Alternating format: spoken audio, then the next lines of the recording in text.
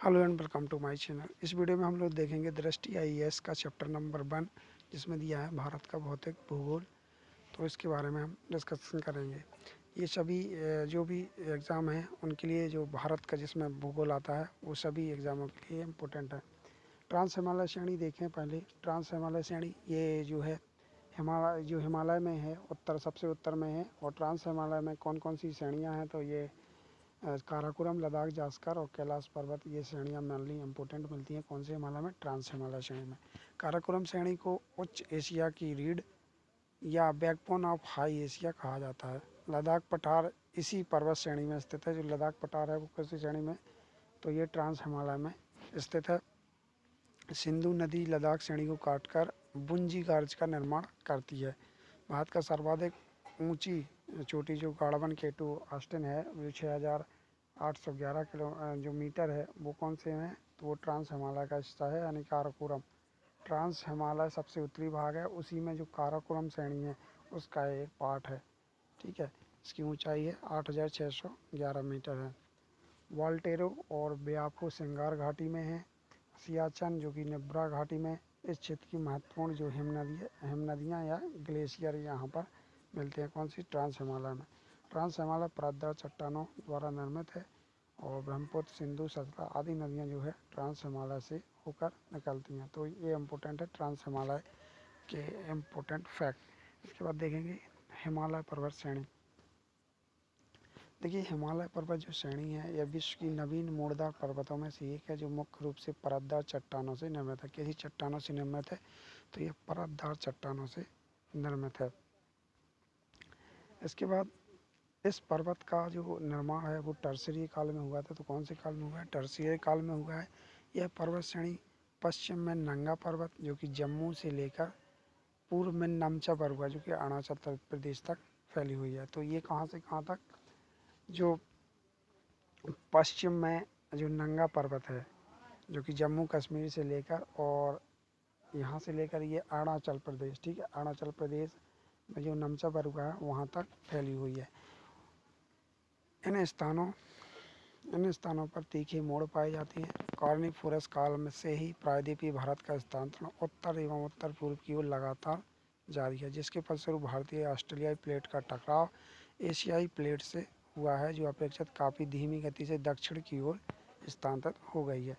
इन दोनों प्लेटों के टकराव से इनके बीच तैतीस सागर के निक्षेप पर दबाव पड़ा, जिसके फलस्वरूप जो है हिमालय की उत्पत्ति हुई थी।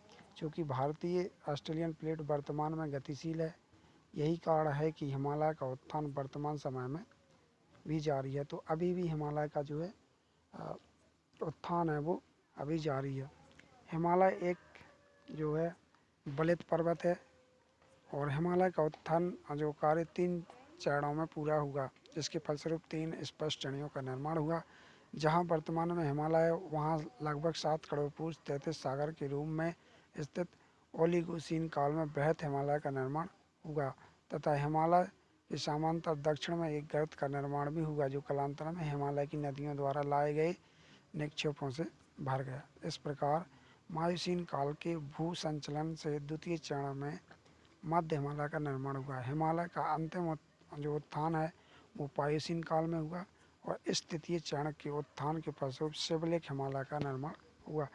तो हिमालय पर्वत की को 3 भागों में विभाजित किया जाता है। देखिए, जो हिमालय पर्वत है उसको हम तीन भागों में विभाजित करते हैं। पहला होता है महान हिमालय, जो कि जिसको हम बृहत हिमालय कहते हैं। दूसरा होता है लघु हिमालय, जो कि मध्य हिमालय। और तीसरा है शिवलिक हिमालय, यानी कि बाहरी हिमालय। तो हम बारी बारी से इनके बारे में चर्चा करेंगे। देखिए, जो महान हिमालय है, महान हिमालय को हिमाद्री या आंतरिक हिमालय भी कहते हैं। क्या कहते हैं? महान हिमालय को हिमाद्री या आंतरिक हिमालय कहते हैं, जिसका निर्माण लगभग 7 करोड़ वर्ष पूर्व हुआ था। बृहत हिमालय श्रेणी के आंतरिक भाग का निर्माण अजैविक चट्टानों से हुआ था, जिसके ऊपर परतदार चट्टानों की परत थी, परंतु अपरदन के फलस्वरूप वर्तमान समय में परतदार चट्टानें पूरी तरह से नष्ट हो गई हैं तथा आंतरिक भाग की अजैविक चट्टानें बाहर निकल आई हैं। ये चट्टानें जो बनी हुई हैं वो ग्रेनाइट, नीस और शिस्ट आदि इनमें मौजूद हैं। अब देखेंगे जो बृहत हिमालय है, इसके बृहत हिमालय के प्रमुख जो शिखर है वो कौन कौन से हैं। तो देखिए माउंट एवरेस्ट जिसकी ऊंचाई कितनी है 8,848, कंचनजंगा जो कि 8,598, मकालू 8,481, धौलागिरी 8,172, नंगा पर्वत 8,126, नन्दा देवी 8,000 8,001 सॉरी 7,817 किलोमीटर और नमचा बरुआ 7,756 मीटर। तो ये जो इम्पोर्टेंट जो शिखर हैं वो कौन से में है, बृहत हिमालय में है। एवरेस्ट, कंचनजंगा, मकालू, धौलागिरी, नंगा पर्वत, नंदा देवी और नमचा बरुआ। बृहत हिमालय की औसत ऊंचाई की बात करें तो ये कितना मीटर है, ये 6,000 मीटर इसकी जो औसत ऊंचाई है।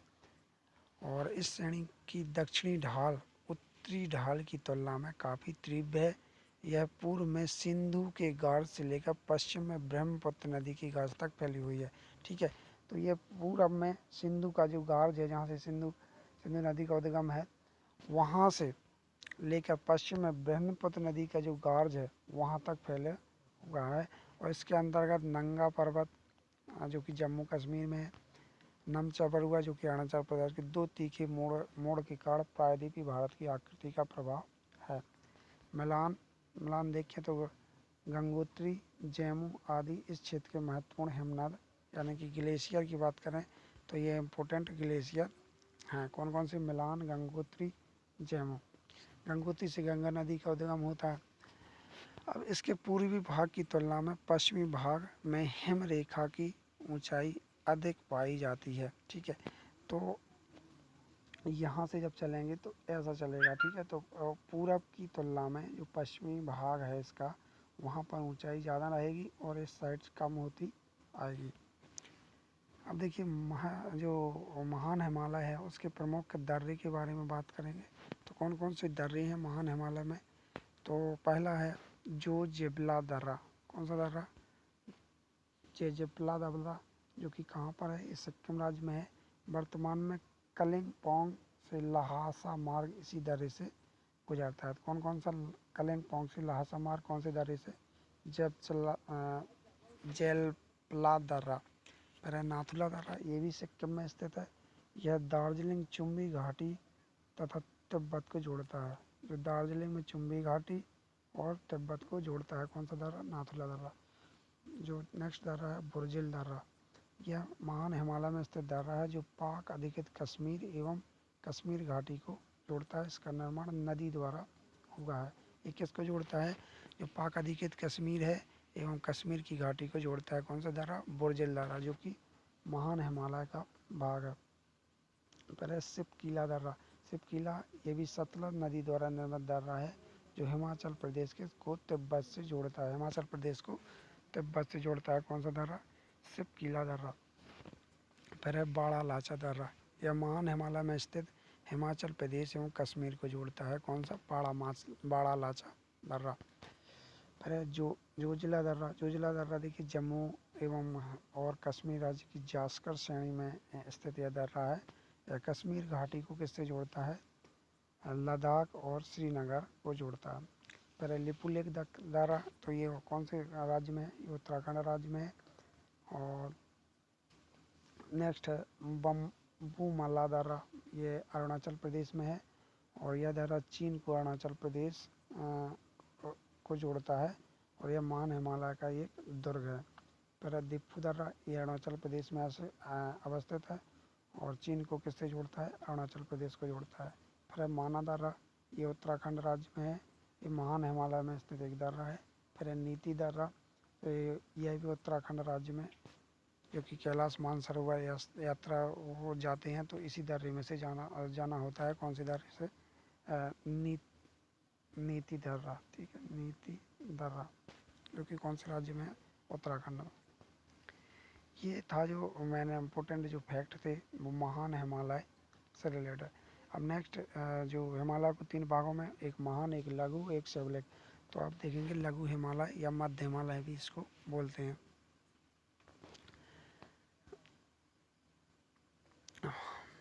मध्य हिमालय को हिमाचल एवं लघु हिमालय के नाम से भी जाना जाता है, जिसकी चौड़ाई की बात करें तो लगभग 100 या 80 किलोमीटर के लगभग है। मध्य हिमालय की जो सामान्य ऊंचाई की बात करें वो 3700 से 4500 मीटर के बीच में है, जबकि जो महान हिमालय की वो 600 से 6000 मीटर से ऊपर की थी।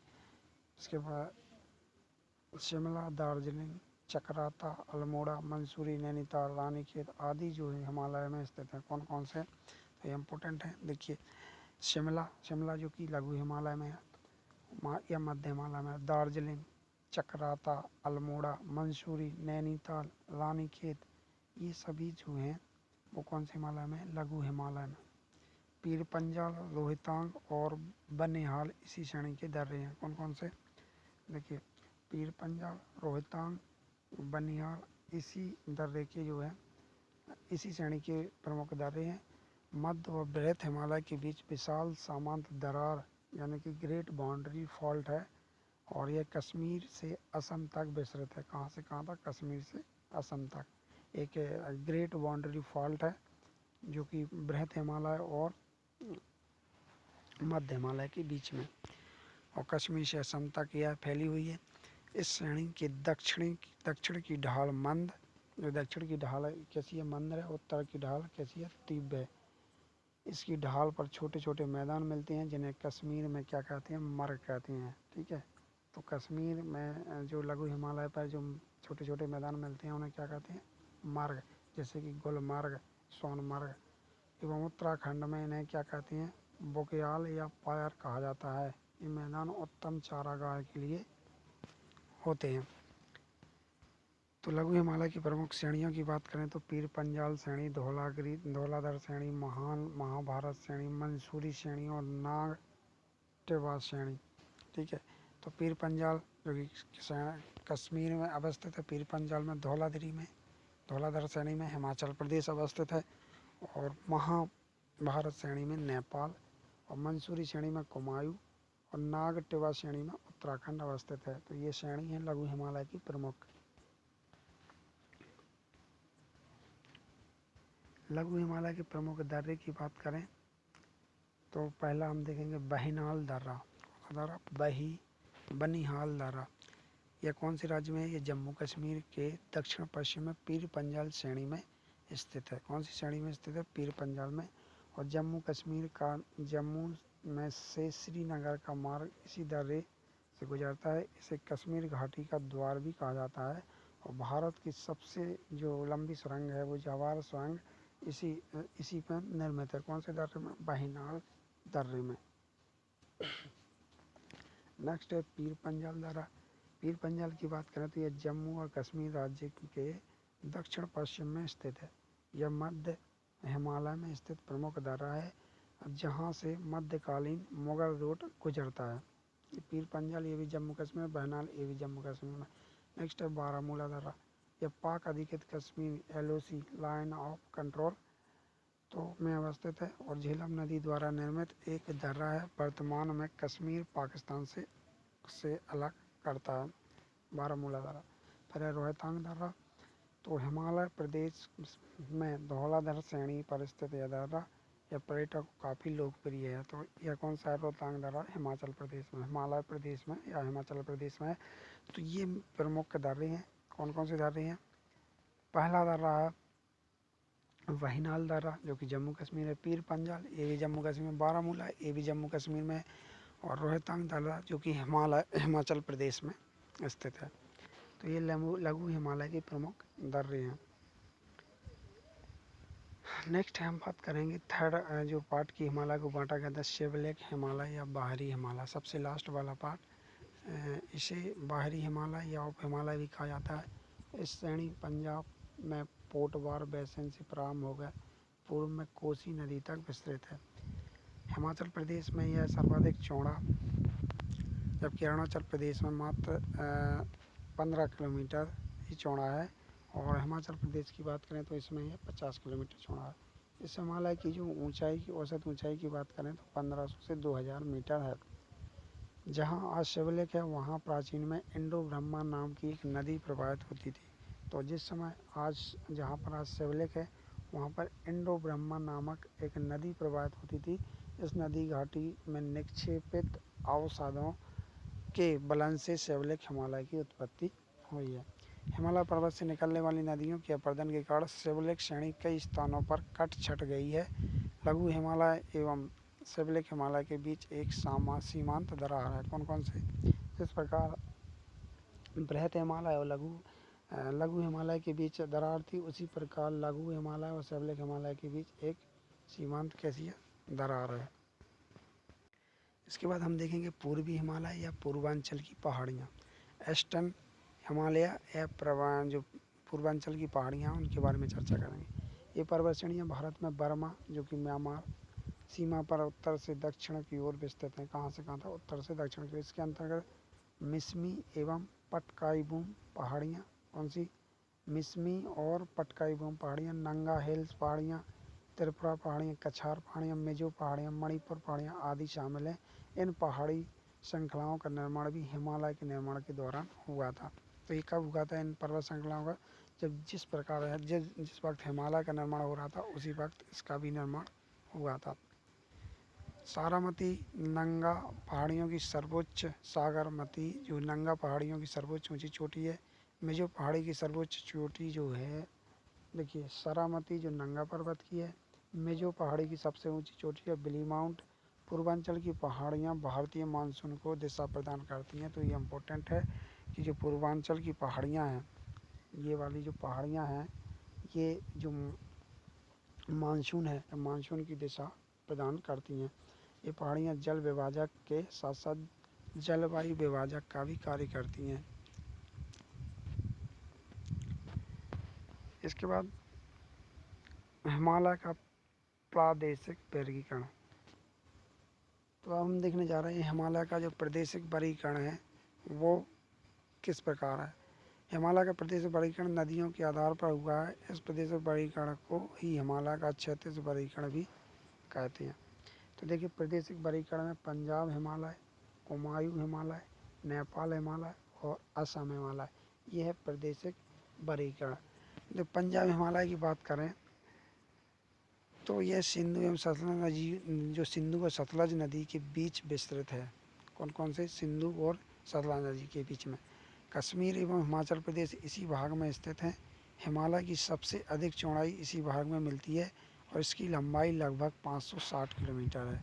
काराकोरम, लद्दाख, जास्कर, पीर पंजाल, धौलादेवी इसी श्रेणी में स्थित हैं। तो कौन सी श्रेणी में? पंजाब हिमालय में। नेक्स्ट है कुमायूं हिमालय।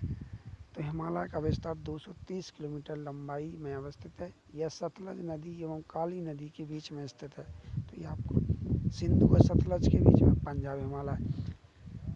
कुमायूं हिमालय की बात करें तो ये सतलज नदी और काली नदी के बीच में स्थित है और एवं यमुना नदी जो यमुना नदी निकलती है, यमुना नदियाँ गंगा और यमुना जो कौन से हिमालय से, वो कुमायूं हिमालय से निकलती हैं। कामेत, नंदा देवी, गंगोत्री, माना, त्रिशूल, केदारनाथ, बद्रीनाथ आदि चोटियाँ इसी भाग में स्थित हैं। मंसूरी श्रेणी एवं नाग टेवा भी कुमायूं श्रेणी में के भाग हैं। नेक्स्ट है नेपाल हिमालय। इस हिमालय की सबसे अधिक लंबाई 800 किलोमीटर है। इस हिमालय का विस्तार काली नदी से लेकर तीस्ता के बीच में। तो इसका जो विस्तार है वो काली नदी से तीस्ता के बीच में। पंजाब हिमालय का सिंधु और सतलज के बीच में। कुमायूं हिमालय का सतलज और काली नदी के बीच में। और नेपाल हिमालय का जो विस्तार है वो काली नदी और तीस्ता नदी तक है। माउंट एवरेस्ट, कंचनजंगा, मकालू शिखर इसी जो है श्रेणी में स्थित है। हिमालय का सर्वाधिक ऊंचा भाग हिमालय में ही अवस्थित है। तो नेपाल हिमालय में ही जो माउंट एवरेस्ट है, कंचनजंगा और मकालू शिखर, ये प्रमुख शिखर जो है नेपाल हिमालय में मिलते हैं और इसका विस्तार है जो काली नदी से लेकर तीस्ता नदी तक। नेक्स्ट है लास्ट है असम हिमालय। देखिए असम हिमालय जो है तीस्ता नदी से लेकर ब्रह्मपुत्र नदी तक। जो असम हिमालय है वो तीस्ता से ब्रह्मपुत्र नदी तक इसका विस्तार है और इसके बीच की जो लंबाई की बात करें तो 720 किलोमीटर लंबाई में विस्तृत है और हिमालय श्रेणी नेपाल हिमालय की अपेक्षा नीची है और यह सिक्किम, असम, अरुणाचल प्रदेश राज्यों और भूटान देश तक भी यह विस्तृत है। असम हिमालय की प्रमुख चोटियाँ जो नमचा बरुआ, सेंधु, क्याला, पेरी, कांगटी, डिब्बा कांगड़ी, ये सभी जो है असम हिमालय की प्रमुख चोटियाँ हैं। अब देखिए हिमालय का महत्व देखें तो हिमालय का महत्व जो कि प्राकृतिक महत्व कौन क्या है। देखिए प्राकृतिक महत्व की बात करें तो उत्तरी भारत का मैदान या सिंधु गंगा ब्रह्मपुत्र का मैदान हिमालय से लाए गए जड़ोल निक्षेपों से निर्मित है। कौन से? हिमालय द्वारा जो जड़ोल निक्षेप लाए जाते हैं इन नदियों द्वारा, गंगा ब्रह्मपुत्र द्वारा, उन्हीं से निर्मित है, जिसके कारण अधिक उपजाऊ जो है भूमि होती है। हिमालय का सबसे अधिक महत्व जो है दक्षिणी एशिया के लिए, जहाँ की जलवायु यह एक महत्वपूर्ण नियंत्रण कार्य के रूप में करती है। फिर हिमालय विशाल पर्वत श्रृंखलाएं साइबेरियन शीतल वायु राशियों को रोककर भारतीय उपमहाद्वीप को जाड़े में अधिक ठंडा होने से बचाती है। यह पर्वत श्रेणियां मानसून पवनों के मार्ग में अवरोध उत्पन्न करके इस क्षेत्र में पर्वतीय वर्षा कराती हैं। ठीक है, तो ये इसका प्राकृतिक महत्व है कि यह वर्षा कराने में ठंड को, ज़्यादा ठंड साइबेरिया शीतल जल जो वायु राशियाँ आती हैं उनको रोक कर हमें जाड़े में अधिक ठंड होने से बचाती हैं। हिमालय को वर्ष पर हिमच्छादित श्रेणियों और इनका हिमनद सदाबहार नदियों के स्रोत हैं, जिनसे भारत, पाकिस्तान, नेपाल और बांग्लादेश को महत्वपूर्ण साधन उपलब्ध होती हैं। तो ये है इसका प्राकृतिक महत्व। इसके बाद देखते हैं आर्थिक महत्व। तो आर्थिक महत्व क्या है? तो इस क्षेत्र में वन संसाधनों के रूप में शीतोष्ण कटिबंधीय मुलायम लकड़ी वाली वनस्पति और शंखकवार वन पाए जाते हैं, जिसका अधिक महत्व जो है बहुत अधिक है। तो यहाँ पर वन पाए जाते हैं और शीतोष्ण कटिबंधीय, जिनका बहुत महत्व है। औषधि पौधों भी मिलते हैं, चारागाह के लिए विशाल क्षेत्र मिलता है, विविध खनिज मिलते हैं जैसे चूना पत्थर, डोलोमाइट, स्लेट, चट्टानी नमक इत्यादि यहाँ से हिमालय से मिलते हैं। फलों की खेती में सहायक होते हैं, ये फल भी हिमालय में उगते हैं, तो वहाँ फलों की खेती में भी सहायक होते हैं। पर्यटन उद्योग में समृद्धि होती है, ज़्यादा पर्यटन जाते हैं घूमने, तो उससे भी आर्थिक महत्व इसका बढ़ता है। जल विद्युत उत्पादन, ठीक है, तो जल विद्युत उत्पादन में भी इसका आर्थिक महत्व है। नेक्स्ट है पर्यावरणीय महत्व। जैव विविधता भंडार के रूप में हिमालय पर्वत काफ़ी महत्वपूर्ण है। तो जैव विविधता देखने को मिलती है अलग, तो जैव विविधता भंडार में भी हिमालय पर्वत काफ़ी महत्वपूर्ण है। यहाँ जैव विविधता के प्रमुख क्षेत्र के रूप में फूलों की घाटी तथा अरुणाचल प्रदेश का पूर्वी हिमालय क्षेत्र अत्यंत महत्वपूर्ण है। हिमालय के हिमनदों को आज जलवायु परिवर्तन प्रमुख प्राकृतिक रूप में देखा जा रहा है। सामरिक महत्व की बात करें तो हिमालय क्षेत्र का दक्षिण एशिया के लिए हमेशा से सामरिक महत्व रहा है, क्योंकि यह एक प्राकृतिक अवरोध है जो इसके उत्तर में सैन्य आक्रमण को अल्प संभव बनाता है। वर्तमान समय में कश्मीर तथा सियाचिन विवाद इसी क्षेत्र में है। तो हिमालयी क्षेत्र में जो वर्तमान में कश्मीर और सियाचिन का विवाद है वो इसी क्षेत्र में स्थित है। अब देखते हैं भारतीय मरुस्थल। तो भारतीय मरुस्थल की बात करें तो भारतीय मरुस्थल जो इंडियन डिजर्ट है, 25 सेंटीमीटर वार्षिक वर्षा से कम वर्षा वाले क्षेत्र को मरुस्थल। पहले तो ये जान लेते हैं कि देखिए 25 सेंटीमीटर से अगर वार्षिक वर्षा जो वर्ष भर की वर्षा 25 सेंटीमीटर से अगर कम हो रही है तो उसको मरुस्थल घोषित किया जाता है। भारत का जो अरावली पहाड़ी यानी पश्चिमी जो भाग है, उत्तर पश्चिमी तथा पश्चिमी किनारे पर बालू के टिब्बों से ढका एक अंतर्गतीय मरुस्थलीय मैदान है, जिसे हम थार का मरुस्थल कहते हैं, जो कि राजस्थान में स्थित है। थार मरुस्थल अधिकांश जो भाग है वो कहाँ पर है? राजस्थान में है, परंतु कुछ भाग देखिए पंजाब में भी आएगा, हरियाणा एवं गुजरात में भी फैला हुआ है। जो पश्चिमी भारत है, उत्तर पश्चिमी भारत है, वहाँ पर जो मरुस्थल जो है पाया जाता है भारत में। देखिए विश्व के में मरुस्थलीय क्षेत्रों में सर्वाधिक जनघनत्व थार के मरुस्थल में ही पाया जाता है। तो जनघनत्व की बात करें तो सबसे ज़्यादा जो जनघनत्व पाया जाता है वो थार मरुस्थल में पाया जाता है। ढाल के आधार पर थार के मरुस्थल को दो भागों में बांटा गया है। उत्तरी भाग जिसका ढाल जो है पाकिस्तान सिंध प्रांत की ओर है, और दक्षिणी भाग जिसका कच्छ के रण की ओर है, जो कि गुजरात की तरफ। कच्छ के रण को सफ़ेद मरुस्थल भी कहा जाता है। तो ये इम्पोर्टेंट है कि कच्छ के रण को जो गुजरात में स्थित है वो कौन सा सफ़ेद मरुस्थल भी कहा जाता है। और यह क्षेत्र नमकीनी दलदली से निर्मित है, जो हजारों वर्ग किलोमीटर क्षेत्र में फैला हुआ है। इस क्षेत्र की अधिकांश नदियों में केवल वर्षा के मौसम में ही जल पाया जाता है। अधिकांश नदियाँ स्थलीय प्रवाह तो प्रधान रहती हैं। लूनी इस क्षेत्र की प्रमुख नदी है। तो जब तक वार्षिक जो मानसून रहता है, जब तक कि ये जो जो मरुस्थलीय नदियां हैं उनमें पानी रहता है, बाकी जो जैसे ही वर्ष मानसून चला जाता है उसके बाद ये सूख जाती हैं। और लूनी नदी इस प्रकार जो है इस क्षेत्र की प्रमुख नदी मानी जाती है। और इस क्षेत्र की भूगर्भिक चट्टानी संरचना प्रायद्वीपीय पठार का ही काफ़ी विस्तार है, जो कि भूगर्भिक चट्टानी जो प्रायद्वीपीय पठार है उसका ही विस्तार है, किंतु ये धरातलीय स्थलाकृति भौतिक अवक्षय या पवनों द्वारा निर्मित होती है, जैसे रेत के टीले, बरखान, छत्रक आदि। नेक्स्ट हम देखेंगे भारत उत्तर भारत का विशाल मैदान। देखिए, जो इस मैदान को अगर बात करें तो सिंधु गंगा और सिंधु गंगा ब्रह्मपुत्र का मैदान भी कहा जाता है। जो उत्तर भारत का विशाल मैदान को सिंधु गंगा ब्रह्मपुत्र का मैदान भी कहा जाता है। और यह नवीन भौतिक प्रदेश है जिसका निर्माण जो है हिमालय की उत्पत्ति के बाद हुआ है। और इसका क्षेत्रफल लगभग बात करें तो 7.5 लाख वर्ग किलोमीटर है। लंबाई की बात करें तो 3200 किलोमीटर, चौड़ाई की बात करें तो 150 से 300 किलोमीटर तक इसकी चौड़ाई है। इस विशाल मैदान की जो अधिकतम ऊंचाई समुद्र तल से बात करें तो 200 मीटर से कम है। उत्तर भारत का विशाल मैदान विश्व का सर्वाधिक जड़ोल निक्षेपित जड़ोल जो निक्षेपित पाया जाता है वो उत्तर भारत का मैदान में ही पाया जाता है, जो कि विश्व के सर्वाधिक जलोढ़ निक्षेप पाए जाते हैं। और इसकी ढाल जो है अत्यंत कैसी है, मंद है। ठीक है, धीमी धीमी ढाल है। हिमालय की नदियों द्वारा लाए गए निक्षेपों, जो हिमालय की नदियां हैं उनके द्वारा लाए गए निक्षेपों के फलस्वरूप गर्त के भर जाने से इस विशाल मैदान का निर्माण हुआ है। और इस विशाल मैदान में निक्षेपित जो जलोढ़ की गहराई है वो 2000 मीटर तक पाई जाती है। और हिमालय के जो निकट जलोढ़ की गहराई सर्वाधिक है, जबकि प्रायद्वीपीय पठार के समीप जो है इसकी गहराई वो है कम होती जाती है। इस मैदान का सर्वाधिक जो भाग है उत्तर प्रदेश में, तथा शेष सर्वाधिक भाग जो कि पंजाब, हरियाणा, बिहार, पश्चिम बंगाल और असम राज्यों में स्थित है। सबसे ज़्यादा भाग कौन से उत्तर प्रदेश में पाया जाता है। स्वेस महोदय के अनुसार पूर्व में इस मैदान के स्थान पर एक विवर्तन गर्त था जिसका निर्माण हिमालय के निर्माण के दौरान हुआ था।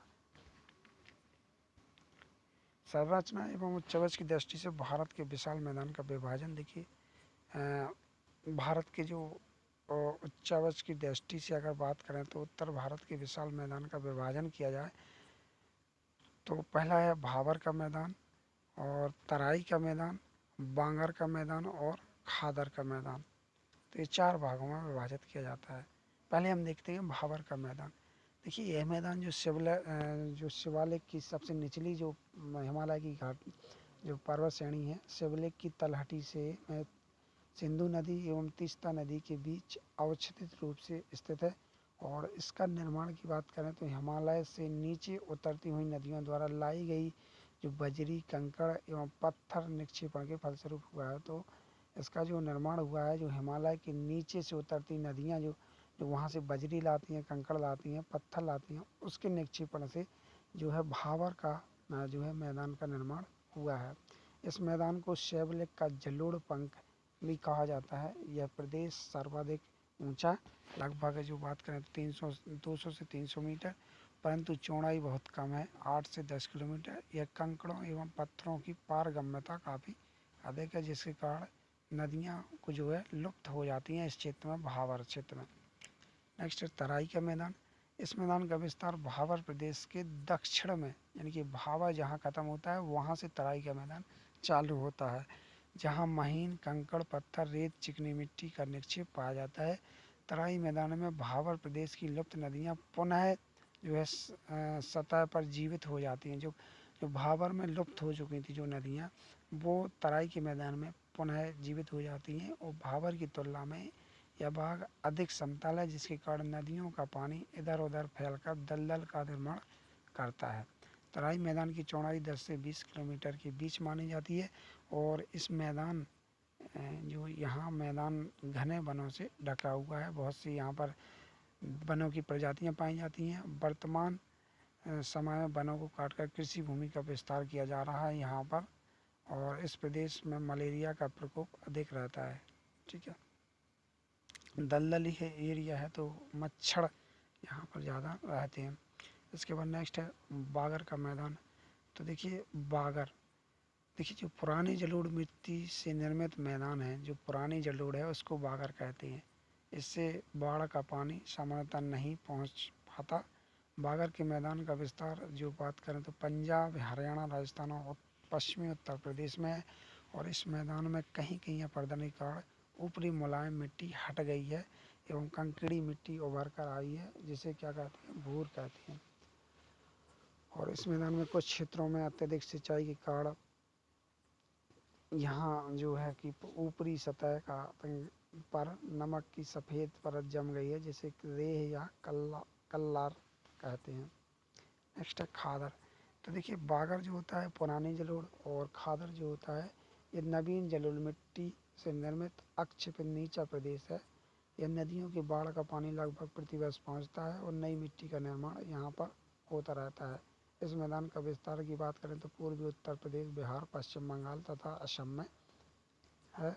और इसमें विशाल मैदान में यत तत गर्त, पटना के निकट का गर्त को जल्ला तथा मोकामा के निकट के गर्त को टाल कहते हैं। और इस नवीन जलोढ़ जो निर्मित मिट्टी मैदान को पंजाब में बैट कहते हैं। पंजाब में क्या कहते हैं, इसको बैट कहते हैं।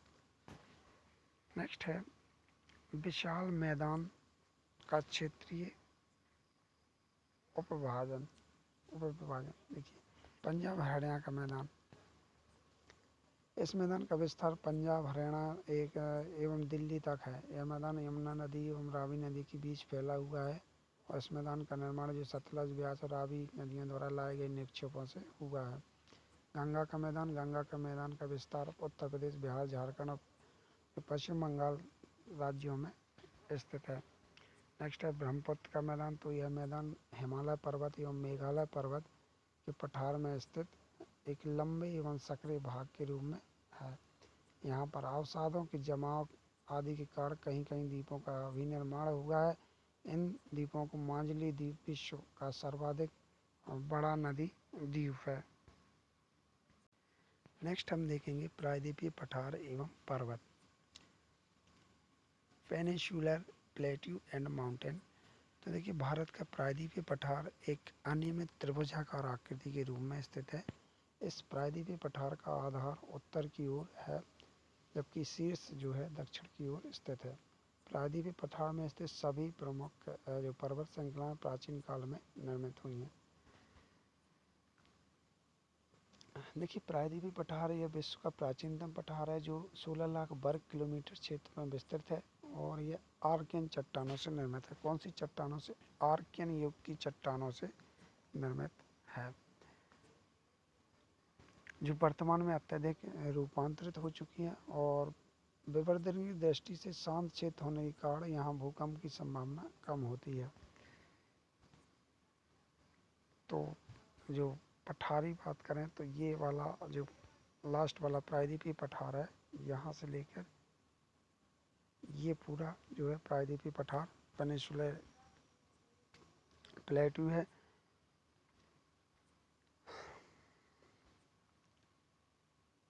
इसमें देखिए अरावली, कैमूर, राजमहल की पहाड़ियाँ एवं शिलांग की पहाड़ियाँ प्रायद्वीपीय पठार की सीमा बनाती हैं।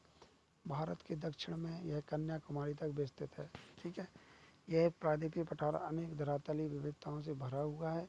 और विभिन्न पर्वतों की उपस्थिति के फलस्वरूप एक पठार कई छोटे छोटे पठारों में विभाजित है। ठीक है, तो ये प्रायद्वीपीय पठार है, कई छोटे छोटे पठारों में विभाजित है। प्रायद्वीपीय पठार की औसत ऊंचाई की बात करें तो 600 से 900 मीटर है। और प्रायद्वीपीय पठार के पश्चिमी तट का जो ढाल है वो तीव्र ढाल है। पश्चिमी तट में कैसा ढाल है? तीव्र ढाल है। भ्रस का सूचकांक है जो अफ्रीका से भारत के अलग होने के कारण निर्मित हुआ था। इसलिए अनेक विद्वान पश्चिमी घाट को वास्तविक पर्वत न मानकर इसे जो भ्रंश कगार है वो मानते हैं। इस प्रायद्वीपीय पठार का झुकाव दक्षिण एवं दक्षिण पूर्व की ओर सर्वाधिक है, जिसके कारण इस क्षेत्र की अधिकांश नदियां बंगाल की खाड़ी में गिरती हैं। तो यहाँ पर क्या है कि जो प्रायद्वीपीय जो पठार है उसका झुकाव दक्षिण और दक्षिण पूर्वी ओर सर्वाधिक है। ठीक है, तो यहाँ से ये ऊंची और यहाँ पर अपनी बंगाल की खाड़ी, तो यहाँ से ऐसा है, तो इसलिए इसकी जो यहाँ पर इसका जो ऊंचाई है वो ज़्यादा है, तो इस साइड जो है बंगाली खाड़ी में यहाँ की नदियाँ गिरती हैं। भू संचलन के कारण यह इस प्रायद्वीपीय पठार पर विस्तृत भ्रंश घाटियों का निर्माण हुआ है। नर्मदा एवं ताप्ती जैसी नदियां अनेक इन भ्रंश घाटियों का अनुसरण करते हुए प्रायद्वीपीय पठार के ढाल के विपरीत प्रवाहित होकर अरब सागर में गिरती हैं। सिर्फ जो भ्रंश घाटियाँ बहती हैं जो प्रायद्वीपीय पठार में, नर्मदा और ताप्ती दो ही ऐसी नदियाँ हैं जो भ्रंश घाटिया का जो अनुसरण करते हुए प्रायद्वीपीय पठार के ढाल के विपरीत, यानी कि उसका ढाल जो है पश्चिम में है तो उसके विपरीत, ढाल जो है पूरब में है तो उसके विपरीत ये पश्चिम की दिशा की ओर बहती हैं। संपूर्ण प्रायद्वीपीय पठार छोटे छोटे पठारों में विभाजित है, जिन्हें चपटे सिरों वाली पहाड़ियाँ अधिकांशतः पाई जाती हैं। प्रायद्वीपीय पठार का कोई भी भाग कभी भी समुद्र के नीचे नहीं डूबा, केवल पूर्वी घाट के निकट अस्थायी रूप से स्थानीय निजमत के प्रमाण मिलते हैं। प्रायद्वीपीय भारत की संरचना दो भागों में वर्गीकृत किया गया है। देखिए, जो प्रायद्वीपीय भारत है वो दो भागों में, एक तो है प्रायद्वीपीय भारत का पठार और दूसरा है प्रायद्वीपीय पठार के पर्वत। अब जो प्रायद्वीपीय भारत के पठार हैं वो उसमें जो दक्कन का पठार आ जाता है, पूर्वी भारत का पठार आ जाता है, मध्य भारत का पठार आ जाता है और काठियावाड़ का पठार आ जाता है। कौन से में? प्रायद्वीपीय भारत के पठार में।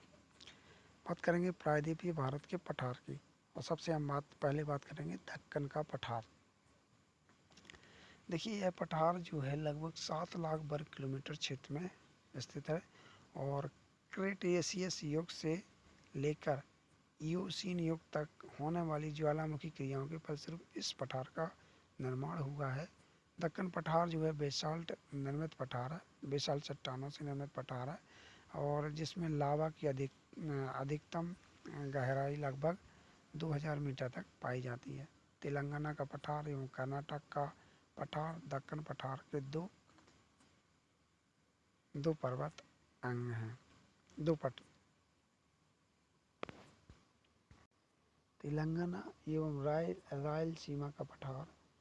तेलंगाना एवं आंध्र प्रदेश में अवस्थित तेलंगाना के पठार का कुछ भाग लावा से ढका हुआ है इसे, जबकि रायलसीमा पठार पर प्राचीन आर्कियन चट्टान विद्यमान है। कर्नाटक के पठार को दो भागों में वर्गीकृत किया गया है। इस पठार का पहला भाग अपेक्षाकृत कम विषम, अतः इसे जो है मैदान भी कहा जाता है। कर्नाटक पठार का पश्चिमी भाग अधिक विषम है, इसे माननाड से लेकर जाना जाता है, मलनाड के नाम से जाना जाता है और इसके पश्चिम भाग में बाबा बदून की पहाड़ियाँ अवस्थित है। बाबा बदून की पहाड़ियाँ कौन से पठार में? कर्नाटक के पठारों में अवस्थित हैं, जो कि लोहे या इसके उत्पादन के लिए प्रसिद्ध हैं। और इस पठार के अंतर्गत महाराष्ट्र के बेसाल्ट निर्मित चट्टानों के अपक्षेप एवं अपर्दन के कारण काली मिट्टी का निर्माण हुआ है, जिसमें लोहे के अंश एवं अन्य खनिज की अधिकांश मात्रा पाई जाती है और यहाँ कपास की अच्छी उपज होती है। हम क्षेत्र की मिट्टी को रेगर मिट्टी या काली मिट्टी के नाम से जाना जाता है। पूर्वी भारत के पठार की बात करें तो यह पूर्वी घाट पर्वत के उत्तर तक महादेव, मैकाल और कैमूर श्रृंखला में पूर्व में स्थित है। इसे 4 भागों में बांटा गया है। देखिए, बघेलखंड का पठार, दंडकारण्य का पठार, छोटा नागपुर का पठार और मेघालय का पठार। तो जो पूर्वी भारत का पठार है, ठीक है, पूर्वी भारत का जो पठार है उसको 4 भागों में बघेलखंड, दंडकारण्य, छोटा नागपुर और मेघालय पठार। देखिए जो बघेलखंड का जो पठार है, यह पठार मुख्यतः जो मध्य प्रदेश और छत्तीसगढ़ में स्थित है और यह जो है गुड़बाना क्रम की संरचना के अंतर्गत सिंगरौली एवं दूधी क्षेत्र कोयले के लिए प्रसिद्ध है। फिर है दंडकरण पठार, ये जो है छत्तीसगढ़ में स्थित है और दंडकरण जो पठार है इसका काफ़ी जो भाग है जो कटा छटा हुआ है और इसे बस्तर का पठार भी कहते हैं। छोटा नागपुर पठार की बात करें तो बहुचक्रीय प्रदन से ठोस प्रमाण एवं विविध प्रकार के खनिजों के लिए विश्वविख्यात है। मेघालय पठार की बात करें तो हिमालय निर्माण के समय इसे पुनरुत्थान के प्रमाण मिले हैं और यह पठार प्रायद्वीपीय पठार से मालदा ब्रश के कारण अलग हुआ है। यहीं पर गारो खासी जयंतियाँ जो पहाड़ियाँ हैं वो अवस्थित हैं। कौन से पठार में? मेघालय पठार में। नेक्स्ट है मध्य भारत का पठार। तो देखिए मध्य भारत पठार को भी 4 भागों में बांटा गया है। मेवाड़ का पठार, मालवा का पठार, बुंदेलखंड का पठार और रीवा सतना का पठार। कौन कौन सा? मेवाड़ का पठार। तो मेवाड़ का पठार की बात करें तो ये मध्यवर्ती पठार दक्षिण पश्चिम में अवस्थित है और अवस्थित आर्कियन चट्टानों की प्रधानता इसमें मिलती है। मालवा का पठार या लावा चट्टान पाई जाती है इसमें। बुंदेलखंड के पठार की बात करें तो नील जो नीस चट्टान है प्रधानता रहती है। अत्यधिक ऊबड़ खाबड़ पठारी क्षेत्र हैं और इसी में ग्वालियर, ललितपुर और झांसी के जिले आते हैं बुंदेलखंड के पठार में। नेक्स्ट है रीवा सतना का पठार। ये मुख्यतः जो है विंध्याचल पर्वत का पठारी क्षेत्र है जिसमें चूना पत्थर तथा शैल मुख्य रूप से पाए जाते हैं। यहाँ सीमेंट उद्योग पर्याप्त विकास यहाँ पर हुआ है। नेक्स्ट है काठियावाड़ का पठार। तो यह जो है पठार जो कहाँ पर अवस्थित है? गुजरात में अवस्थित है और इस पठार की ऊंचाई की बात करें 200 से 400 मीटर मध्य और काली मिट्टी क्षेत्र पाया जाता है इसमें। इसमें लावा चट्टानों के अतिरिक्त टर्शियरी काल की जड़ोर संरचना के भी प्रमाण मिले हैं और इसकी ढाल उत्तर से दक्षिण की तरफ स्थित है और यहाँ स्थित गिर पहाड़ियाँ एशियाई शेरों की प्राकृतिक शरण स्थली है। तो काठियावाड़ पहाड़ों में भी गिर पहाड़ियाँ मिलती हैं जो कि एशियाई बब्बर शेरों के लिए प्रसिद्ध हैं। नेक्स्ट पर्वतीय पठार के पर्वत। देखिए जो पर्वत प्रायद्वीपीय पठार के जो पर्वत है mountain of peninsular plateau, mainly जो पर्वत हैं अरावली पर्वत, विंध्याचल पर्वत, सतपुड़ा पर्वत, पश्चिमी घाट पर्वत, पूर्वी घाट पर्वत। तो ये हैं अरावली, विंध्याचल, सतपुड़ा, पश्चिमी घाट और पूर्वी घाट। पहले बात करेंगे अरावली पर्वत की। और यह एक कैसा पर्वत है? अवशिष्ट पर्वत है और तथा विश्व का सर्वाधिक जो प्राचीन पर्वत है वो कौन सा है? अरावली है। अरावली पर्वत दिल्ली से अहमदाबाद तक लगभग 800 किलोमीटर की लंबाई तक विस्तृत है। कहाँ से कहाँ तक? दिल्ली से अहमदाबाद तक। इस पर्वत की उत्पत्ति की बात करें तो प्री कैम्ब्रियन काल से लेकर अरावली की सर्वोच्च चोटी की बात करें तो गुरु शिखर है। कौन सी चोटी है? गुरु शिखर, जिसकी ऊंचाई कितनी है? 1722 मीटर और यह राजस्थान के माउंट आबू में स्थित है। कहाँ पर? जहाँ पर जो है दिलवाड़ा का जैन मंदिर अभी प्रसिद्ध है। इस पर्वत श्रेणी को राजस्थान के उदयपुर के निकट जो जारगा पहाड़ियाँ, अलवर के निकट हर्षनाथ की पहाड़ियाँ तथा दिल्ली के निकट इसे दिल्ली की पहाड़ियों के नाम से जाना जाता है। इस पर्वत का निर्माण कठोर क्वार्टर चट्टानों से हुआ है। इस क्षेत्र में सीसा, तांबा, जस्टा, एबेस्टिस, अभ्रक आदि खनिज पाए जाते हैं। इसमें कुछ महत्वपूर्ण दर्रे हैं जैसे पिपली घाट और देवारी दर्रा। घाटा दर्रा गुरु शिखर को माउंट आबू से अलग करता है। तो माउंट आबू से जो अलग करता है वो कौन सा है? गोर घाटा दर्रा। अरावली पर्वत देखिए देश कौन सा है? भारत है। राज्य कौन कौन से में पाया जाता है? ये पाया जाता है देखिए राजस्थान, हरियाणा, गुजरात, ये 3 राज्यों में फैला हुआ है। और नगर कौन कौन से हैं? माउंट आबू और सिरोही। नदियाँ देखिए बानस, लूनी, साकी, साबरमती। नदियाँ बानस, लूनी, साकी, साबरमती और जो इसका उच्चतम बिंदु है गुरु शिखर है जो कि कितना ऊंचाई है इसकी मीटर से? गुरु शिखर की ऊंचाई है 1722 मीटर। नेक्स्ट हमारा पर्वत है विंध्याचल पर्वत। तो इस पर्वत का जो निर्माण है प्राचीन युग की परतदार चट्टानों से हुआ है और जिसमें लाल बलुआ पत्थर अधिकांश रूप से मिलते हैं। इसकी औसत ऊंचाई की बात करें तो 700 से 1200 मीटर है और इस पश्चिम से पूर्व की ओर भांडेर, कैमूर और पारसनाथ की पहाड़ियाँ के रूप में गुजरात से लेकर बिहार झारखंड तक फैली हुई हैं। तो कहाँ से कहाँ तक? गुजरात से लेकर बिहार और झारखंड राज्य में फैली हुई हैं। भांडेर, कैमूर और पारसनाथ पहाड़ियाँ इसी में मिलती हैं, विंध्याचल पर्वत में। और यह उत्तरी भारत को दक्षिणी भारत से अलग करती है। जो उत्तरी भारत है उसको दक्षिणी भारत से अलग करती है। इसके अतिरिक्त यह उत्तर भारत एवं दक्षिण भारत के मध्य जल विभाजक का कार्य भी करता है। विंध्याचल श्रेणी के दक्षिण में भृशन के फलस्वरूप नर्मदा भृश घाटी का निर्माण हुआ है और यहाँ पर चूना पत्थर की उपलब्धता के कारण सीमेंट उद्योग का विकास यहाँ पर महत्वपूर्ण है। और इस क्षेत्र से प्रवाहित होने वाली प्रमुख नदियाँ की बात करें तो नर्मदा, कर्मनाशा, टॉन्स और कैन आदि शामिल हैं, जो कि विंध्याचल पर्वत से निकलती हैं। नेक्स्ट है सतपुड़ा पर्वत श्रेणी। देखिए सतपुड़ा पर्वत श्रेणी जो पश्चिम में गुजरात के राजपीपला पहाड़ी से प्रारंभ होकर महादेव तथा मैकाल पहाड़ियों के रूप में छोटा नागपुर पठार तक फैली हुई हैं। ठीक है, तो कौन कौन सी इसी में मिलती हैं? सतपुड़ा, मैकाल, महादेव पहाड़ियाँ, राजपीपला की पहाड़ियाँ, और ये सभी जो है छोटा नागपुर पठार तक फैली हुई हैं। इस पर्वत की सर्वोच्च चोटी की बात करें तो धूपगढ़ है, जो कि पचमढ़ी में है, 1350 किलोमीटर, जो जो है सतपुड़ा पर्वत में स्थित है। महादेव पर्वत में स्थित है कौन सी चोटी? धूपगढ़ चोटी। सतपुड़ा पर्वत में स्थित मैकाल पहाड़ी का सर्वोच्च शिखर जो है अमरकंटक है। मैकाल का जो सर्वोच्च शिखर है वो कौन सा है? अमरकंटक। लेकिन महादेव पहाड़ी का जो सर्वोच्च शिखर है वो है धूपगढ़। और ये सभी कौन से में पाई जाती हैं? तो ये जो है सतपुड़ा पर्वत श्रेणी में पाई जाती हैं, जहाँ से सोन नदी, देखिए अमरकंटक से जो है जहाँ से सोन एवं नर्मदा नदियों का उद्गम होता है, और ये मैकाल श्रेणी से होता है। सतपुड़ा पर्वत एक ब्लॉक पर्वत है जिसके उत्तर एवं दक्षिण में क्रमशः नर्मदा एवं तापी की भ्रश नदियाँ घाटियाँ पर स्थित हैं। यह पर्वतमाला मुख्यतः ग्रेनाइट और बेसाल्ट चट्टानों से निर्मित है। मध्य भारत का प्रसिद्ध हिल स्टेशन जो पचमढ़ी है मध्य प्रदेश का, और मध्य भारत का भी बोलते हैं इसको, पचमढ़ी धूपगढ़ के निकट स्थित है। और मैकाल पहाड़ियों के मध्य जबल महादेव एवं मैकाल पहाड़ियों के मध्य जबलपुर गैप की अवस्थिति है। नेक्स्ट है पश्चिमी घाट पर्वत। तो यह वास्तविक पर्वत श्रेणी नहीं है, बल्कि प्रायद्वीप पठार के अपर्दन के कारण निर्मित कगार है। एक कगार है, ये जो है वास्तविक पर्वत नहीं है। यह उत्तर में सूरत से लेकर कन्याकुमारी लगभग 1600 किलोमीटर की लंबाई तक विस्तृत है। उत्तर में कहाँ से? सूरत से, गुजरात से लेकर कन्याकुमारी तक विस्तृत है।